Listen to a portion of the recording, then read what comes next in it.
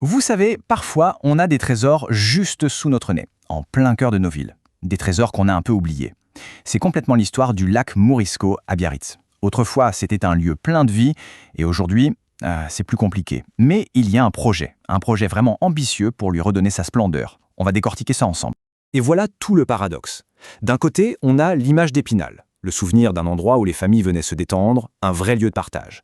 Et de l'autre, la réalité d'aujourd'hui. Un site qui est certes protégé, mais qui est aussi pollué, un peu laissé à l'abandon et surtout inaccessible. Alors la question c'est, comment est-ce qu'on en est arrivé là? Le cœur du problème, c'est ça. Le lac est à la fois protégé et pollué. C'est un patrimoine naturel qui est comme figé. Sur le papier, tout est fait pour le préserver. Mais en réalité, ça n'a pas empêché les soucis de s'accumuler au fil des ans. Pour bien comprendre, il faut savoir que le lac est classé Natura 2000. Bon, qu'est-ce que ça veut dire?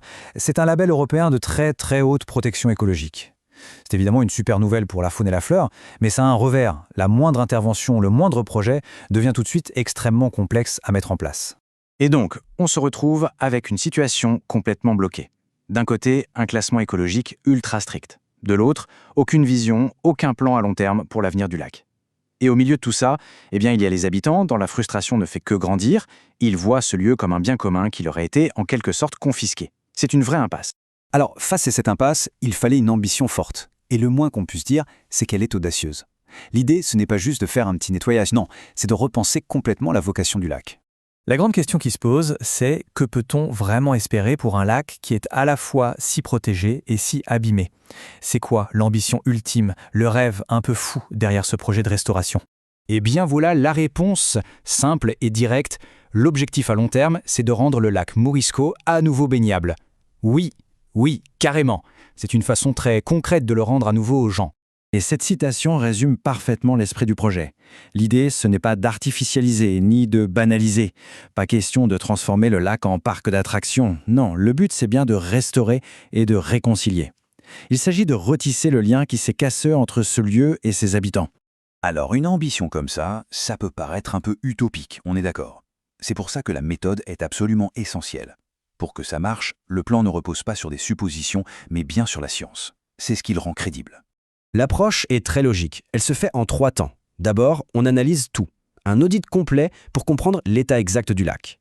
Ensuite, on passe à l'action, avec la restauration écologique.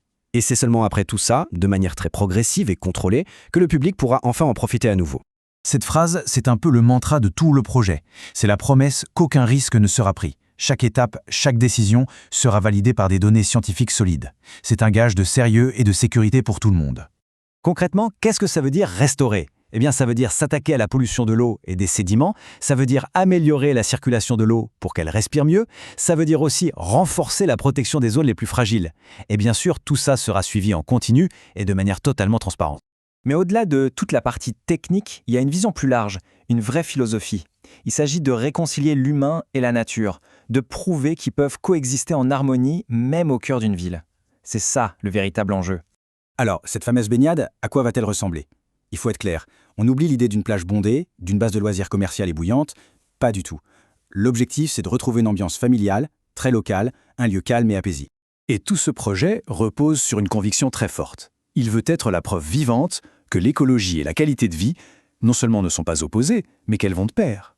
Que protéger l'environnement, ce n'est pas une contrainte, mais au contraire une formidable opportunité d'améliorer notre quotidien.